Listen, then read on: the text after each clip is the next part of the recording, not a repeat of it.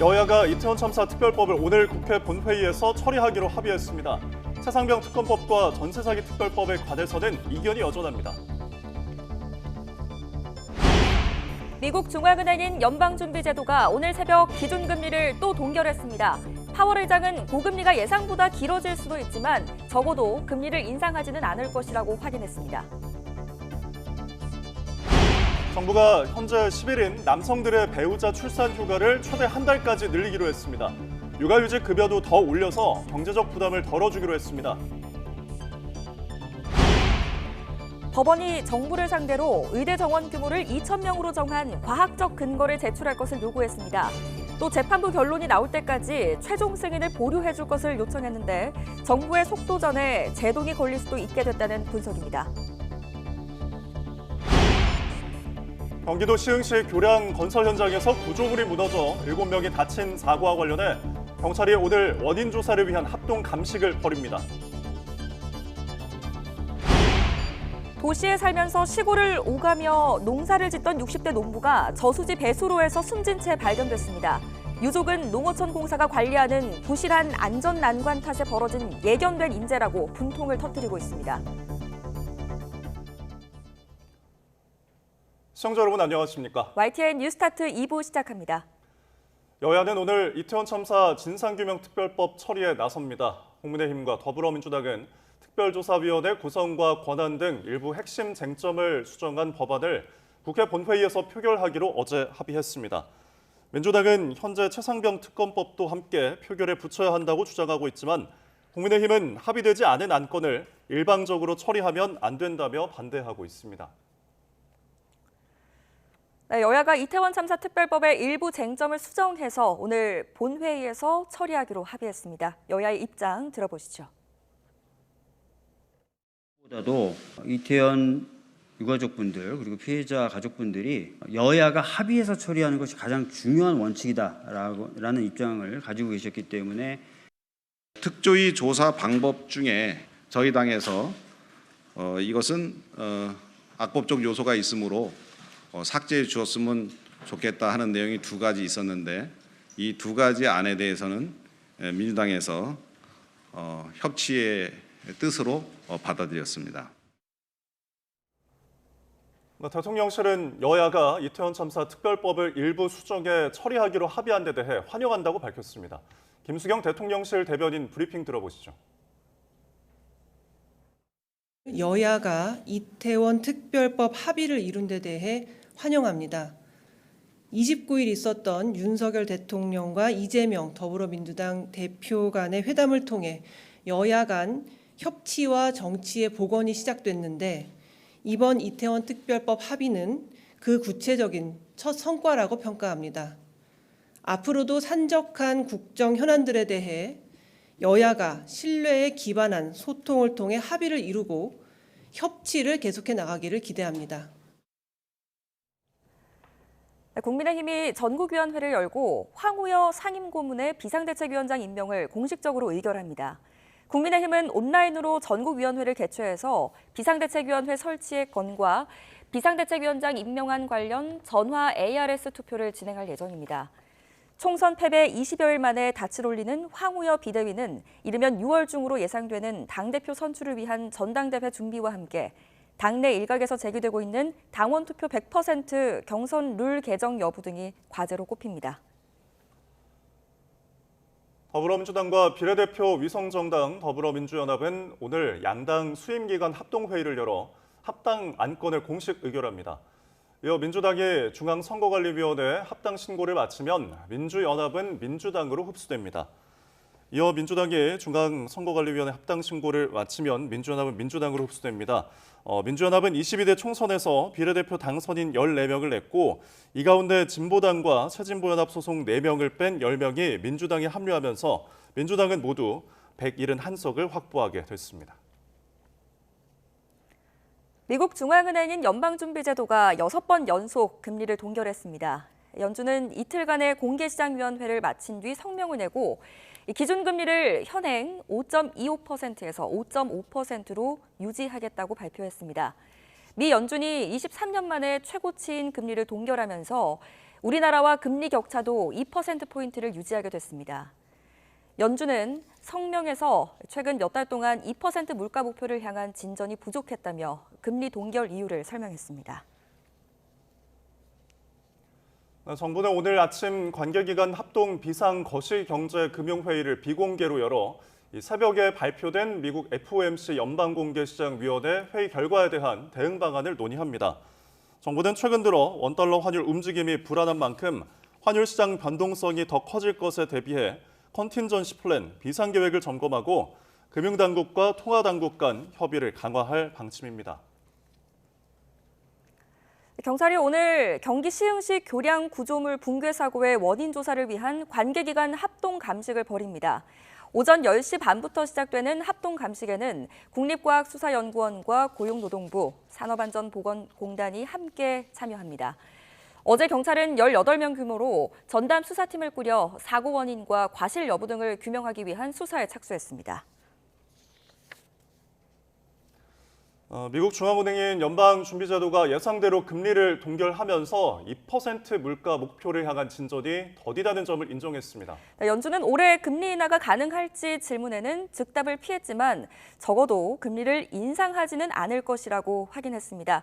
워싱턴 연결해서 자세한 내용 들어보겠습니다. 권준기 특파원. 네, 워싱턴입니다. 네, 미국 금리가 예상대로 동결됐습니다. 물가가 생각처럼 잘 잡히지 않았기 때문이죠. 그렇습니다. 미국에서 지난해 7월 이후 벌써 6번째 금리 동결이 이어졌습니다.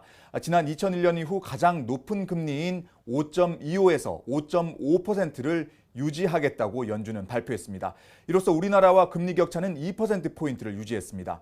금리 발표와 함께 내놓은 성명에서 가장 주목받은 대목은 현재 물가에 대한 연준의 판단이었습니다.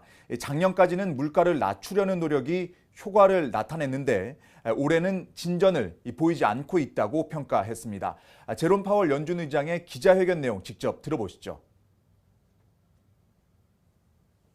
However, in recent months, inflation has shown a lack of further progress toward our 2% objective, and we remain highly attentive to inflation risks. 가장 큰 관심은 올해 안에 금리 인하가 가능할지 여부였는데 연준은 어떤 입장을 밝혔습니까?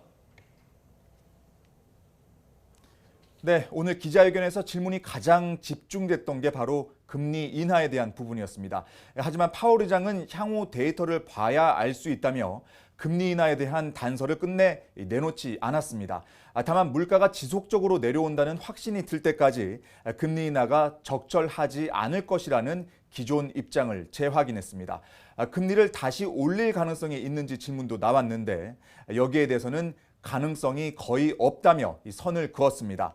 또 경제 성장률이 주춤한 가운데 물가도 잡히지 않으면서 스태그플레이션 우려도 나왔지만 파월 의장은 현재 데이터를 보면 그런 징조는 없다고 반박했습니다. 네, 파월 의장의 기자회견으로 뉴욕 증시에도 영향이 있었죠? 그렇습니다. 시장은 이 최악의 시나리오를 피한 데 대해 안도감을 나타냈지만 이 고금리가 장기화될 거라는 관측에 그래프가 다시 꺾였습니다. 이 파월 의장의 발언은 덜 매파적이었지만 올해 금리 인하가 가능할지 여전히 물음표로 남으면서 불안감을 떨치지 못한 겁니다. 파월 의장의 기자회견 이후 다우지수는 상승폭을 줄이면서 0.23% 상승 마감했고 플러스로 전환됐던 S&P 500과 나스닥 지수는 다시 마이너스로 고꾸라졌습니다. 지금까지 워싱턴에서 YTN 권중기입니다. 네, 아이 한 명 키우는 게 너무 어렵고 힘들다 보니 얼마 주면 아이를 낳겠냐는 얘기를 해보신 적 있을 겁니다. 국민권익위원회가 얼마 전에 지원금으로 1억 원을 주는 것에 대해 설문조사를 진행했습니다. 그 결과를 함께 보겠습니다. 네, 부영그룹의 사례로 많이 화제가 됐던 내용입니다. 아이 낳았을 때 지원금으로 1억 원을 주면 어떻겠느냐는 질문이었는데요. 이 설문에 답한 3명 가운데 2명 정도 62.5%가 동기부여가 될 거라고 답했습니다. 13,600여 명이 이 설문에 참여했는데 8,500여 명이 긍정적인 답변을 한 겁니다. 자, 이 돈을 어디서 끌어올지도 고민이죠. 지난해 출생아 수를 기준으로 23조 원 정도가 들 것으로 추산해서 질문을 했습니다. 우리나라 올해 예산이 656조 원 정도 되니까 적은 돈은 아니죠. 앞선 질문과 비슷한 비율로 정부 예산을 투입해야 한다는 의견이 나왔습니다. 정부가 부담할 일이 아니라는 응답이 36%나 되는 것도 눈여겨볼 대목입니다. 자, 정부 예산은 한정돼 있으니 다른 데 들어갈 돈을 줄여야겠죠. 다른 유사한 목적에 쓰는 예산을 활용하는 방안에 대해선 절반 정도가 동의를 했습니다. 자, 이번 조사는 국민권익위원회가 진행을 했는데요. 권익위는 관련 부처에 정책을 제안할지 판단하기 위한 의견 수렴이라면서 정책 채택 여부와는 무관하다고 밝혔습니다. 자, 예전 같으면 말도 안 된다고 했을 것 같은 1억 원 지원금에 대한 의견을 묻고 다른 대책도 내놓고 있지만 현실은 녹록지 않은 것 같습니다. 네, 청소년들에게 출산 관련 의견을 물어봤는데 결과는 어떻게 나왔을지 화면으로 함께 만나보시죠. 13살과 24살 청소년을 대상으로 결혼을 꼭 해야 하는지 물어봤습니다. 그랬더니 38.5%만 그렇다고 답했습니다. 직전 조사인 2020년과 비교하면 소폭 감소했고 조금 더 올라가서 2017년과 놓고 보면 큰 폭으로 떨어진 게 확인이 됩니다. 그렇다면 출산에 대한 인식은 어떨까요? 이번에는 결혼을 하더라도 아이가 반드시 필요한지 질문을 했습니다. 10명 가운데 6명 정도는 필요 없다고 생각하는 것으로 나타났습니다. 이건 3년 전 조사와 비슷한 수준입니다. 이 조사는 여성가족부가 3년마다 청소년들의 의식이나 태도, 생활 같은 실태를 파악하는 목적으로 실시합니다. 저출산 대책을 논의할 때 여러 세대의 다양한 의견을 폭넓게 수렴하는 것도 필요해 보입니다. 네, 다음 소식입니다. 여야가 쟁점 법안인 이태원 참사 특별법을 오늘 국회 본회의에서 재표결 처리하기로 했습니다. 첨예하게 맞붙었던 특별조사위원회의 구성과 활동 기간은 국민의힘이, 또 조사 권한에 대해서는 더불어민주당이 한 발 물러서면서 극적으로 합의에 이르렀습니다. 강민경 기자가 취재했습니다. 여야는 5월 임시국회 첫 본회의를 하루 앞두고 이태원 참사 특별법 쟁점을 두고 협상을 이어갔습니다. 지난 1월 국회에서 민주당을 비롯한 야당이 단독 처리했다가 윤석열 대통령이 거부권을 행사해 국회로 다시 돌아온 법안입니다. 여야가 한 발씩 물러서면서 재협상이 타결됐습니다. 특별조사위원회는 여야가 4명씩 위원을 추천하고 국회의장이 추천하는 위원장 1명은 여야 합의가 아닌 협의로 결정하기로 했습니다. 민주당 소속인 국회의장의 의견을 존중하는 쪽으로 여당이 양해한 겁니다. 활동 기간도 1년으로 하되 최대 3개월까지 늘릴 수 있도록 하자는 민주당 주장을 받아들였습니다. 당초 6개월 이내 기간으로 활동하되 3개월 이내에서 연장 가능한 안으로 과거에 어느 정도 합의 본 바가 있었으나 이번에 민주당의 주장을 받아들여서 현행 법안을 유지하도록 하였습니다. 첨예한 쟁점이었던 조사 방식을 놓고는 민주당이 양보했습니다. 국민의힘이 특조위에 무소불위 권한을 주는 독소 조항이라고 문제 삼은 직권조사 권한과 압수수색 영장 청구 의뢰권을 삭제하기로 했습니다. 피해자 가족분들이 여야가 합의해서 처리하는 것이 가장 중요한 원칙이다라는 입장을 가지고 계셨기 때문에 합의 처리에 주력을 했다는 점 다시 한번 좀 강조해서 말씀을 드리고요. 총선 국면에서 여야가 강대강 대치를 이어가면서 이태원 특별법 논의도 한동안 평행선을 달렸지만 윤 대통령과 이재명 대표의 영수회담을 기점으로 최근 양당 원내 지도부가 대화할 뜻을 내비치면서 물밑 협상이 급물살을 탔습니다. 독소조항 이런 것들을 종합적으로 양당 원내 수석 부대표끼리 협의를 할 것으로 생각합니다. 입장차가 있다 하더라도 21대 국회에서 벌리는 21대 국회에서 마무리해야 되지 않겠냐는 겁니다. 여야가 한 발씩 양보해 이태원 참사 특별법 본회의 재표결을 합의하면서 5월 임시국회 첫 본회의는 일단 빈손을 피하기로 했습니다. 21대 국회가 싸우는 국회가 아닌 협치하는 국회로 마무리되는 계기가 될지 주목됩니다. YTN 강민경입니다. 진통을 겪어왔던 이태원 참사 특별법 처리에 여야가 전격 합의한 건 이틀 전 윤석열 대통령과 이재명 대표의 회담이 영향을 미쳤다는 분석도 나옵니다. 회담 이후 논의의 불꽃가 튀었다는 건데 다만 여야 협치의 분위기가 22대 국회로까지 이어질지에는 물음표가 남습니다. 손효정 기자입니다. 이태원 참사 특별법 합의의 실마리는 윤석열 대통령과 민주당 이재명 대표의 회담에서 나왔습니다. 윤 대통령이 특별법의 일부 규정을 독소 조항이라고 콕 집어 말하며 이견만 확인한 줄 알았지만 윤석열 대통령께서는 그 독소 조항이 있다는 말씀으로 이 법안을 받아들이기 어렵다는 말씀으로 이태원 특별법과 관련돼서는 윤석열 대통령이 거부했다고 좀 볼 수가 있을 것 같습니다. 내용이 조정되면 수용할 수 있다는 뜻을 내비치면서 이틀 만에 전격적인 여야 합의로 이어졌다는 분석입니다. 법리적으로 문제가 있을 부분이 있기 때문에 이런 부분은 조금 해소하고 다시 논의를 하면 좋겠다. 그렇게 한다면은 무조건 반대하는 것은 아니다. 앞서 이번 회담으로 정부와 야당이 소통의 첫 발을 뗐다는 평가에 이어 여야 협치 국면의 전환점이 만들어질 거란 관측도 조심스레 나오고 있습니다. 대통령실도 회담에서 나온 이야기가 국회에서 여야 간 합의로 반영된 거라며 환영의 뜻을 나타냈습니다. 윤석열 대통령과 이재명 더불어민주당 대표 간의 회담을 통해 여야 간 협치와 정치의 복원이 시작됐는데 이번 이태원 특별법 합의는 그 구체적인 첫 성과라고 평가합니다. 하지만 협치의 분위기가 오래 이어지긴 어려울 거란 전망도 만만치 않습니다. 22대 국회 첫 민주당 원내대표로 단독 출마한 박찬대 의원은 김건희 여사 특검법 처리 의지를 드러내며 강공을 예고했고 마지막 우리 국회에서 처리를 지금 우리가 기대하고 있고요. 만약에 이루어지지 않는다면 김건희 여사 특검법과 최혜병 특검법은 22대가 시작이 되면 저희는 바로 발의할 생각입니다. 이재명 대표도 영수회담 당일 당선인들과의 저녁 자리에서 윤 대통령이 본질과 다른 말을 너무 많이 했다며 의미 없는 회담이라고 혹평한 것으로 알려졌습니다. 추가 회담 가능성에 대해서도 대통령실과 민주당의 의견은 갈리고 있습니다. 다시 만날 수 있다며 긍정적인 대통령실과 달리 민주당은 의제 협상 등을 통해 대통령의 국정기조 전환 의지를 먼저 확인해야 한다는 기류입니다. 특히 최상병 특검법에 대한 윤 대통령의 거부권 행사 여부가 여권과 야당의 협치 가능성을 가늠할 시험대라는 분석도 나옵니다. YTN 손유정입니다.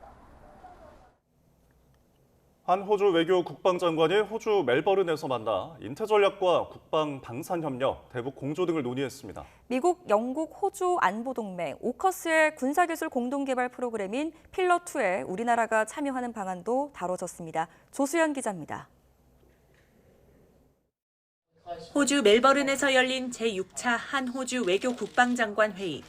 양측은 한국과 호주가 인도태평양 전략을 실현하는 데 중요한 파트너라며 협력 강화 필요성에 공감했습니다. 앞으로도 유사 입장국으로서 양자, 소다자, 다자 차원에서 더욱 긴밀하게 공조해 나가기로 하였습니다. 특히 최근 관심사로 부상한 오커스 필러2에 한국이 참여하는 가능성도 논의했다고 밝혔습니다. 한국의 우수한 국방과학 기술 능력을 오커스 필러2 발전과 영내 평화에 기여할 수 있도록 기대가 됩니다. 호주 측은 오커스가 기술 공유 협정이라는 점에서 우리나라와 향후 협력 기회가 있을 것으로 본다고 강조했습니다. Korea is obviously a country with deeply impressive technology where we do have shared values, where we have strategic alignment and where we engage closely together. We already engage closely together in relation to technology. 양측은 북한의 핵미사일 개발 자금원 차단과 러북간 무기 거래 등 불법 활동을 저지하기 위해 공조하기로 하고 사이버 해양 경제 안보 협력도 확대하기로 했습니다. We see it as very important that the international community exert and assert as much pressure as possible on the DPRK. 아울러 지난해 우리 기업의 호주 보병 전투 차량 공급 계약 체결 등 양국 간 국방 방산 협력이 눈부시게 발전하고 있다고 평가했습니다.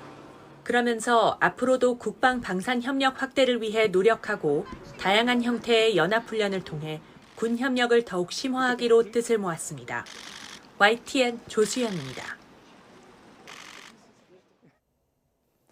오늘의 경제일정입니다. 정부는 오늘 아침 거시경제금융회의를 열어 새벽에 발표된 미국 FOMC 연방공개시장위원회 회의 결과에 대한 대응 방안을 논의합니다.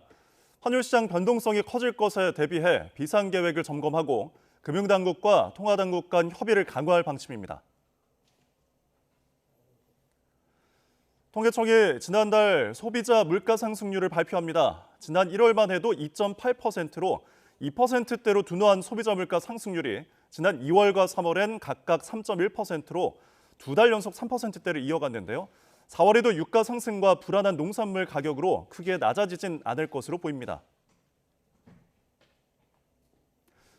경제협력개발기구 OECD가 우리나라를 비롯한 주요국과 세계 경제 성장률 전망치를 내놓습니다. 1분기 우리 경제 성장률이 1.3%를 기록한 가운데 OECD가 기존 2.2%로 전망한 우리 경제 성장률을 상향 조정할지 관심이 모아집니다. SK하이닉스가 인공지능 반도체 덕분에 1분기 깜짝 실적을 냈는데요. 오늘 기자간담회에서 인공지능 반도체 관련 구체적인 사업 계획과 비전을 내놓습니다. 경기도 시흥시 교량 건설 현장에서 구조물이 무너져 7명이 다친 사고와 관련해 경찰이 본격적인 원인 조사에 나섰습니다. 일단 크레인으로 구조물을 설치하는 과정에서 사고가 난 것으로 보이는데 합동 감식은 오늘 진행됩니다. 임예진 기자입니다. 제멋대로 얽힌 철근이 그대로 노출된 콘크리트 구조물이 방치돼 있고 안전모를 쓴 사람들이 무너진 교량 사이를 분주하게 오갑니다. 작업자 6명과 근처를 지나던 운전자 등 7명이 다친 서해안 우회도로 교량 건설 현장입니다. 붕괴 사고 다음 날 국토교통부를 시작으로 경찰과 시청 등 관련 기관에서 줄줄이 현장을 찾았습니다. 사고가 난 다리는 교각과 교각 사이 콘크리트 빔 9개가 교량 상판을 떠받치는 구조입니다. 여기 이 빔이 무너져 도미노처럼 쓰러진 건데 정확한 원인은 아직 확인되지 않았습니다.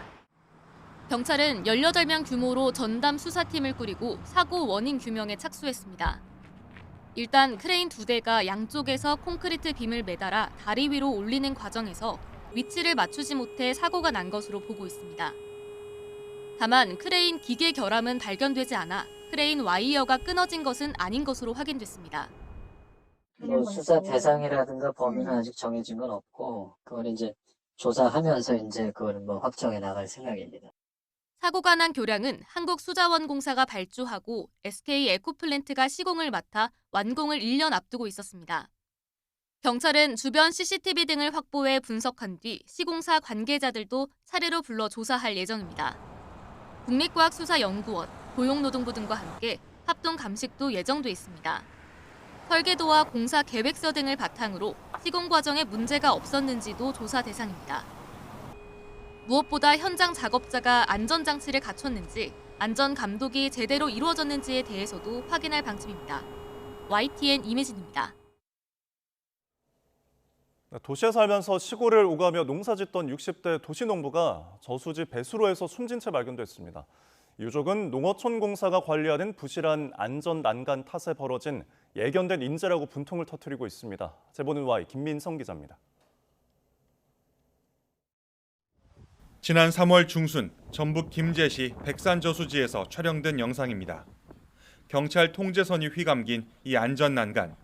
추락을 막는 시설인데 위아래 할 것 없이 군데군데 떨어져 나간 상태입니다. 난간 너머 배수로에서 3월 15일 오후에 한 60대 남성의 시신이 나와 이곳은 사건 현장이 됐습니다. 숨진 남성은 휴일에 한 번씩 와서 인근에 농사를 지었습니다. 실종 당일에도 차를 몰고 근처에 왔다가 이 배수로 아래에서 발견됐습니다. 유가족들은 자살 가능성은 없다고 생각합니다. 숨진 남성이 외출 전 차에 농기구를 가득 옮겨 실었던 데다 반려견과도 함께였기 때문입니다. 어떤 이유에서 몸을 기댔다가 난간이 힘없이 부서지는 바람에 사고가 났다고 보고 있습니다. 포털 사이트를 확인해서 관리가 안 됐던 시점은 2019년도부터 관리가 안 되어 있었습니다. 거리뷰로 보신 거죠? 네, 거리뷰로 봤습니다. 이미 위에 상단이 두 군데가 사라져 나가 있었죠. 이미 여러 해 전부터 일부가 파손돼 있던 안전난간.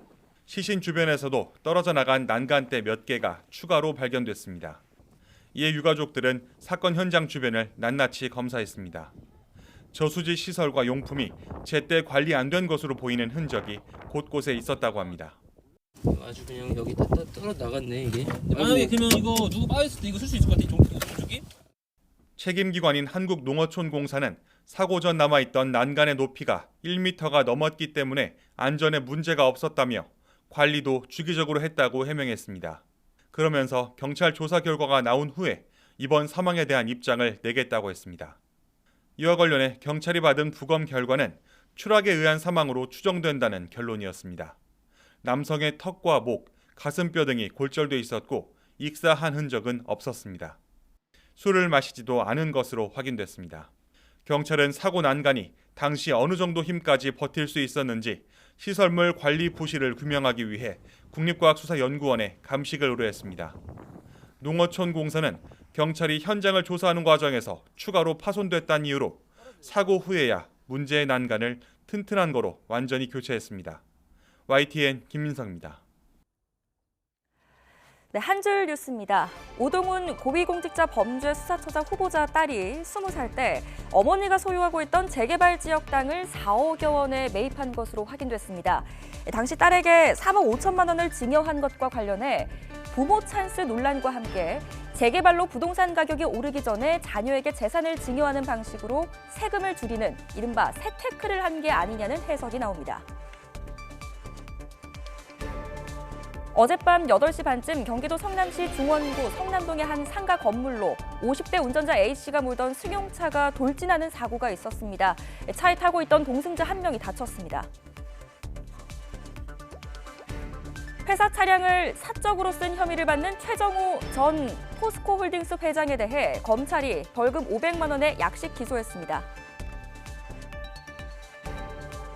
가정 불화를 이유로 야간 외출 제한 명령을 어겨 징역 3개월을 추가로 선고받은 아동 성범죄자 조도순이 법정에서 자신이 왜 죄인이냐고 검사에게 따져 물었습니다.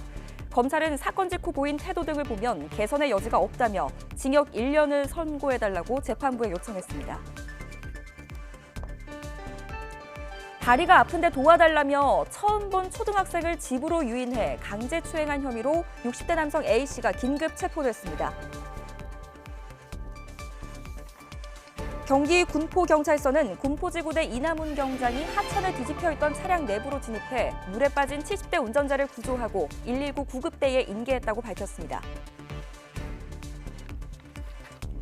유명 개그맨의 매니저를 사칭한 투자 사기 피해 신고가 전국에서 접수돼 경찰이 수사에 나섰습니다.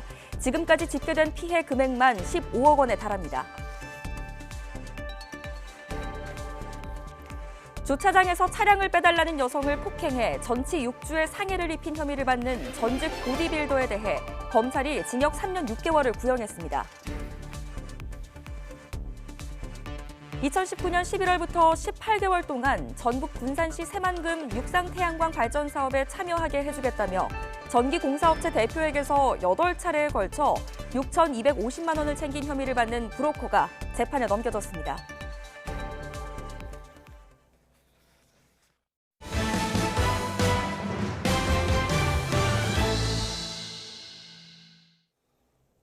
네, 오늘은 전국이 대체로 맑은 가운데 낮 동안 예년 기온을 웃돌며 따뜻하겠습니다. 다만 아침에는 어제보다 기온이 낮아서 쌀쌀하겠고 그만큼 일교차도 크게 벌어지겠습니다. 자세한 날씨 기상센터 연결해 알아보겠습니다. 신미린 캐스터. 네, 기상센터입니다.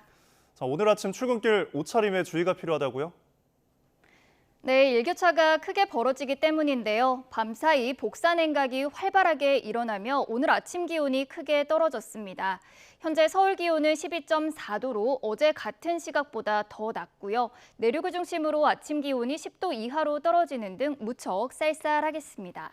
특히 기온이 더 낮은 산간에는 서리가 내리거나 얼음이 어는 곳도 있으니까요. 농작물 관리에 각별히 주의하셔야겠습니다. 자, 쌀쌀했던 아침을 뒤로하고 한낮에는 기온이 크게 오른다고요? 네, 따스한 봄볕에 낮 동안 기온이 껑충 오르겠습니다. 어제 흐린 날씨가 이어지며 종일 서늘했던 남부지방, 오늘은 다시 예년 수준의 봄 날씨를 회복하겠는데요. 자세한 지역별 기온부터 살펴보면 오늘 서울 낮 기온은 24도로 수도권 지방은 어제와 비슷하겠지만 다른 지역은 어제보다 4도에서 많게는 8도가량이 높아지며 전국적으로 따뜻하겠습니다. 오늘 낮 기온 대전이 25도, 광주와 대구는 24도, 강릉은 24도를 보이겠습니다. 맑은 하늘에 강한 볕이 내리쬐며 낮 동안 자외선 지수도 높게 치솟겠는데요. 외출 시에는 자외선 차단제를 꼼꼼히 덧발라주시는 게 좋겠습니다. 자, 비 소식 없이 이 맑은 하늘이 참 반갑지만 대기가 점차 건조해지고 있다고요? 네, 비교적 비 소식이 적었던 중부지방을 중심으로 대기가 점차 건조해지고 있습니다. 어제 서울과 경기 일부 지역에는 건조주의보가 내려졌는데요. 산불 등 화재 예방에도 각별히 주의하셔야겠습니다. 주말까지 대체로 맑은 날씨가 이어지며 기온이 더 크게 오르겠습니다. 이후 어린이날 연휴에는 전국에 비가 내리면서 기온이 다시 제자리를 되찾겠고요. 대기의 건조함도 해소될 전망입니다. 지금까지 날씨 정보였습니다.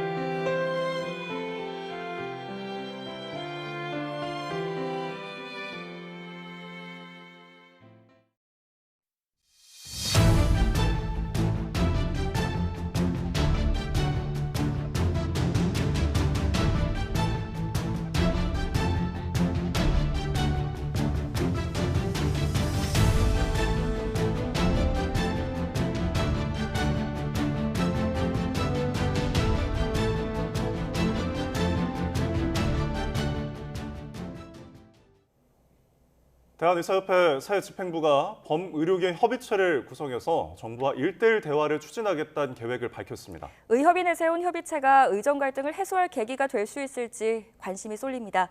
윤성훈 기자의 보도입니다. 의대 증언을 놓고 정부와 대립각을 세웠던 이면택 대한의사협회장의 임기가 시작됐습니다. 새 의협 집행부가 출범과 함께 내세운 건 범의료계 협의체 구성입니다. 의대 교수, 전공의, 의대생들과 원팀을 꾸려 한 목소리를 내겠다는 겁니다. 이를 통해 정부와 1:1 대화를 추진하겠다고 밝혔습니다. 의협의 무게중심이 의대 증원 백지화에서 대화로 옮겨간 셈입니다. 다만 대통령 직속 의료개혁 특별위원회에 참여하는 방식으로는 대화하지 않겠다고 선을 그었습니다. 의료계가 온전히 목소리를 내는 방식으로만 대화하겠다는 겁니다. 이런 가운데 사법부가 정부의 의대 증원 확정에 제동을 걸었습니다. 의대 증원 규모를 2,000명으로 정한 근거를 제출하라며 이번 달 중순까지 의대 정원 최종 승인을 보류하라고 요구했습니다. 정부의 입시 계획 확정을 앞두고 변수가 생겼지만 정부와 의료계 대화 추진에는 오히려 도움이 될 수 있다는 의견도 있습니다. 정부 입장에선 증원 확정을 잠시 미루고 대화에 나설 수 있는 명분이 생겼고 의협 역시 강경 대응 대신 대화에 나설 시간이 생겼기 때문입니다.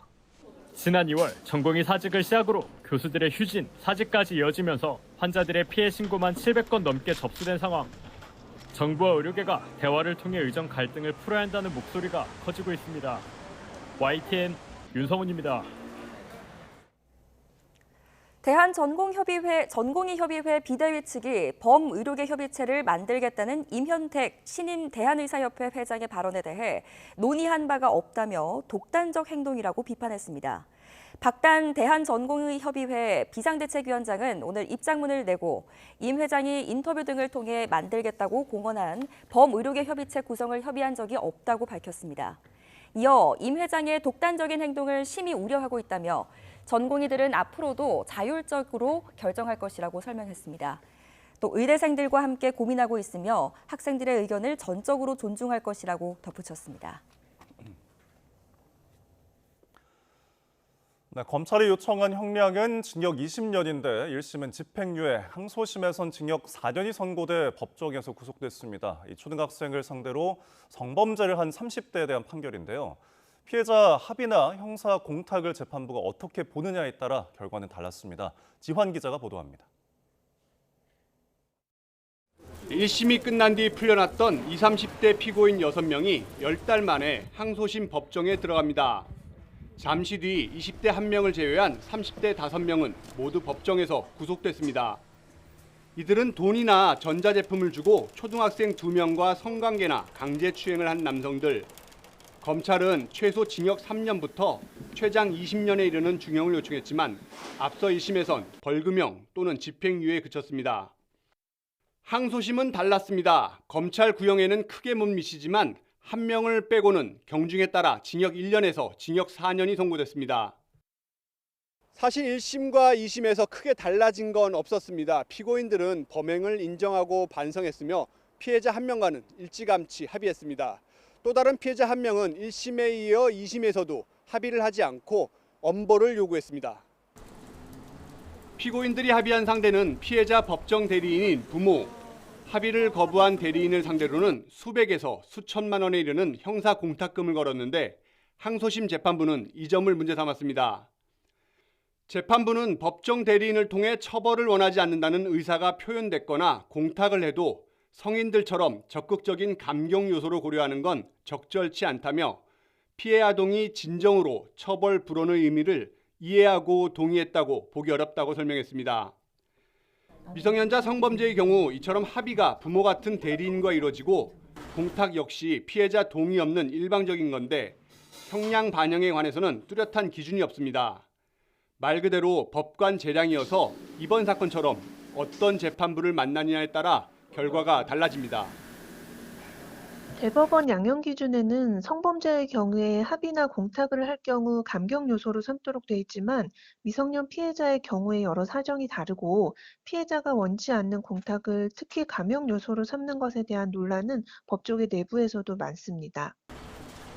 재판부에 따라 오락가락하는 감형, 범죄 유형에 따른 세부적인 양형 기준이 시급하다는 지적이 나오는 이유입니다.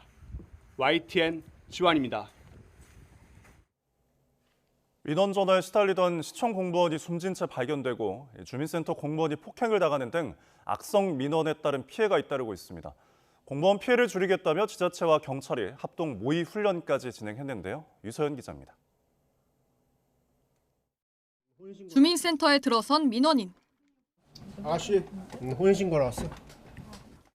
담당 공무원이 구청 업무라 주민센터에선 처리가 어렵다고 하자 난동을 부리기 시작합니다. 일하기 싫어서 지금 떠넘기게 하는 거 아니야? 어? 물건을 집어 던지기까지 하는 일촉즉발의 상황. 담당 공무원은 차분하게 대응합니다. 절차에 따라 민원인에게 알린 뒤 보디캠으로 체증합니다. 야, 니네 구청장 어디 살아? 남청동 살아? 시흥동 살아? 어? 선생님 자꾸 이렇게 나오시면 저희가 원활한 업무를 할 수 없기 때문에 영상 촬영하도록 하겠습니다. 중단해달라는 반복 요청에도 폭언과 난동이 계속되자 비상벨을 눌러 신고합니다. 민원인 분이 저희 직원분 폭행하려고 하고 폭언이 계속되고 있어서 그러는데 혹시 출동해 주실 수 있나요? 결국 경찰이 출동했고 민원인은 연행됐습니다. 폭언은 기본, 음료를 뿌리기까지 정말 있을 법한 생생한 모습이지만 다행히 실제 상황을 가장한 모의 훈련입니다. 무차별적인 악성 민원으로 공무원이 심지는 일까지 발생하자 이렇게 대처 훈련까지 마련해 대응에 나선 겁니다. 평상시에도 이런 사건이 많이 발생하는데요. 최근에는 직원 민원인이 여직원을 폭행한 사건도 있었고 장애인분이 지팡이를 휘두르면서 저희 직원을 폭행한 사건들도 있었어요. 공무원에 대한 폭언, 폭행 등 악성 민원은 해마다 4에서 5만 건씩 발생하고 있습니다. 얼마 전 숨진 채 발견된 김포시청 공무원은 악성 민원 전화에 시달리고 온라인에 신상까지 공개됐던 거로 확인돼 논란이 됐습니다. 희생자를 추모하고 악성 민원 대책을 촉구하는 공무원들의 집회가 열리기도 했습니다. 미국, 일본 등 해외에선 악성 민원인의 경우 공무원 접촉 자체를 제한합니다. 악성 민원에 대응하기 위한 적극적인 처벌과 함께 더 실효적인 대책이 필요해 보입니다. YTN 유서연입니다.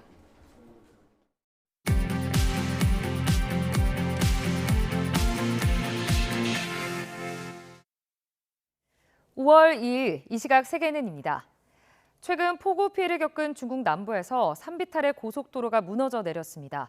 차량 20대가 함께 추락하면서 화재로 이어져 24명이 숨지고 30명이 다쳤습니다. 베이징 강정규 특파원입니다. 칠흑 같은 어둠 속에 시뻘건 화염이 치솟습니다. 활활 타오르는 불길이 낭떠러지처럼 싹둑 잘린 고속도로 잔해를 비춥니다. 幸好开得慢一点，哇，走不了了，走不了了。 새벽 2시 10분쯤 중국 남부 광둥성 메이저우 산비탈에 놓인 고속도로가 무너져 내렸습니다. 20대 이상의 차량이 함께 추락하면서 불이 붙었고 50명 넘는 사상자가 나왔습니다. 5월 1일 자정, 노동절 연휴 고속도로 통행료 면제 시작에 맞춰 여행을 떠났다가 참변을 당했습니다. 현지 당국은 현장 지휘부를 차리고 500명 넘는 인력을 투입해 사고 수습에 나섰습니다. 公路塌方路面长约17.9米，面积约184.3平方米。 지역 매체들은 최근 광둥성 일대에 내린 폭우 탓에 발생한 사고로 보고 있습니다. 이번 사고 구간 말고도 주변 고속도로 19곳이 무너져 내렸다는 겁니다. 그러면서 연휴 기간 추가 산사태나 홍수, 토네이도 피해가 발생할 수 있다며 주의를 당부했습니다. 베이징에서 YTN 강정규입니다. 러시아가 우크라이나의 남부 항구 도시 오데사에 또다시 공습을 단행하는 등 공세를 강화하고 있습니다. 오데사주 당국은 현지 시간 1일 새벽 러시아의 미사일 공격을 받아 3명이 숨지고 3명이 다쳤다고 밝혔습니다. 올레우 키페르 오데사 주지사는 텔레그램을 통해 이번 공격은 탄도미사일에 의한 것으로 민간 시설이 피해를 입었다고 설명했는데요. 불과 이틀 전에도 오데사에서는 러시아의 폭격으로 해리포터 성으로 불리는 건물이 불타고 많은 사상자가 발생했습니다. 프랑스에서 현지 시간 1일 노동절을 맞아 수도 파리를 비롯한 전국 각지에서 수만 명이 모여 시위를 벌였습니다.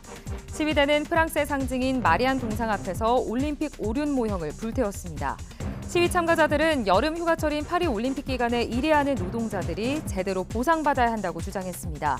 현장에서는 팔레스타인을 지지하거나 가자지구 전쟁 종식을 요구하는 구호도 들렸습니다. 프랑스를 대표하는 미술 작품 웨젠 드라크루아의 민중을 이끄는 자유의 여신이 6개월에 걸친 복원 작업을 마치고 루브르 박물관에 다시 상설 전시됩니다.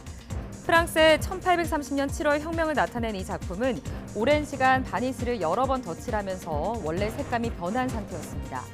루브르 박물관 관계자는 작품을 전반적으로 노랗게 만든 바니쉬를 얇게 제거해서 원래 색깔을 회복하고 디테일을 살리는 게 이번 복원 작업의 목표였다고 설명했습니다. 후지산 인증샷 명소로 소문이 나면서 몰려드는 관광객으로 몸살을 앓는 일본 마을이 결국 산을 가리는 가림막 설치에 착수했습니다. 일본 야마나시현 후지카와 구치코 마을에 있는 한 편의점은 2년여 전부터 후지산을 배경으로 완벽한 셀카를 찍을 수 있는 곳으로 유명해졌는데요. 하지만 관광객이 몰려들면서 쓰레기를 버리거나 교통을 방해하고 사유지를 침범한다는 등의 민원이 급증했습니다.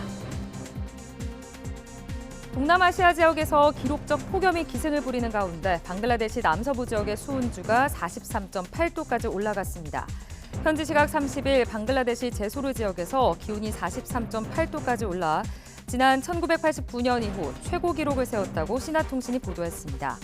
수도 다카의 기온도 전날에 이어 이틀 연속 40.5도까지 상승했는데요. 지난 일주일 사이 방글라데시에선 적어도 10명이 폭염으로 숨졌고 전국의 모든 학교엔 2일까지 휴교령이 내려졌습니다. 지금까지 이 시각 세계는이었습니다.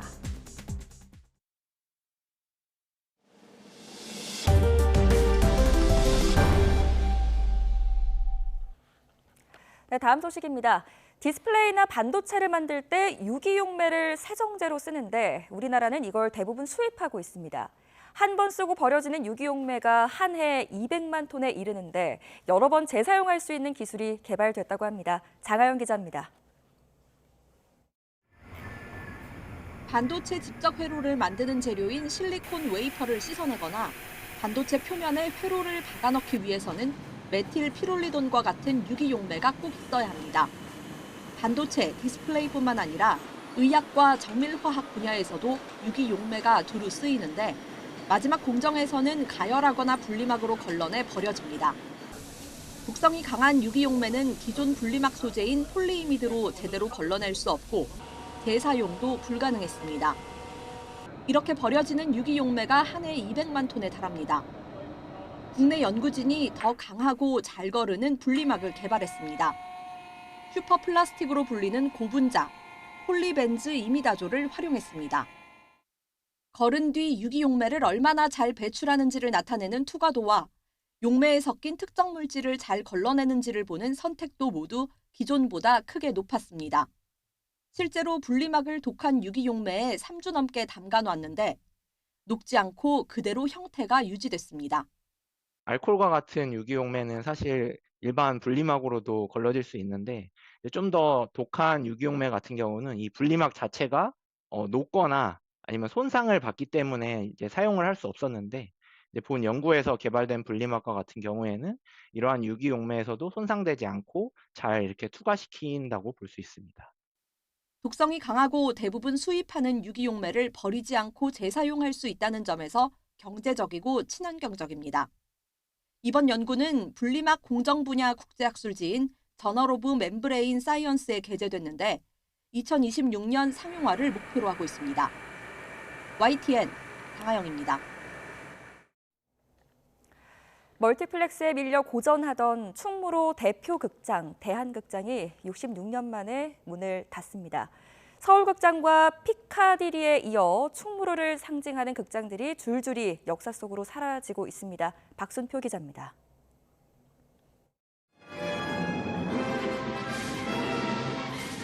로마 군대에 맞서는 검투사 베너의 영웅적 활약상을 그린 20세기 최고의 영화 가운데 하나입니다.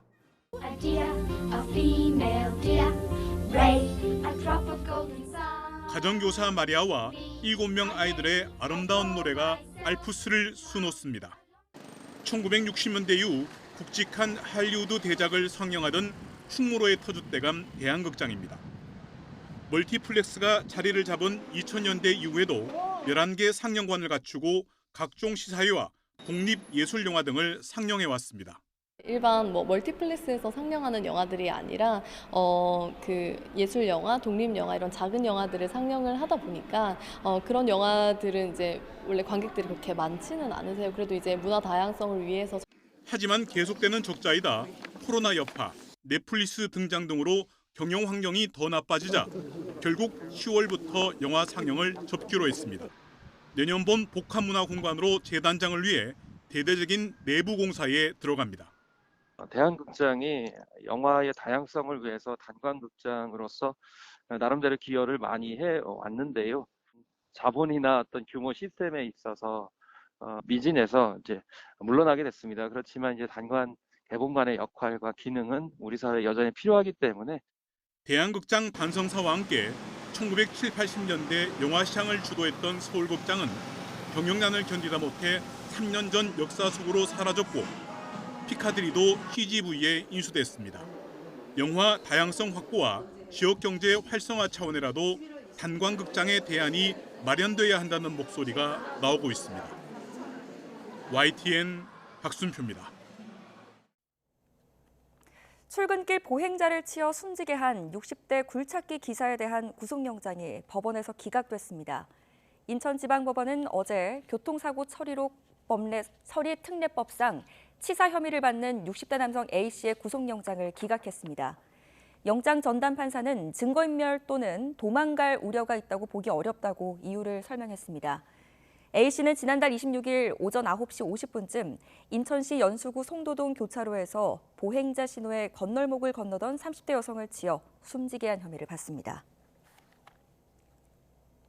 어제 오전 10시 반쯤 경남 김해시 안동에 있는 식품제조 공장에서 노동자 30대 남성 A씨가 2m 높이에서 떨어졌습니다. 철제 리프트 위로 떨어진 A씨는 머리를 크게 다쳐 병원으로 옮겨졌지만 결국 숨졌습니다.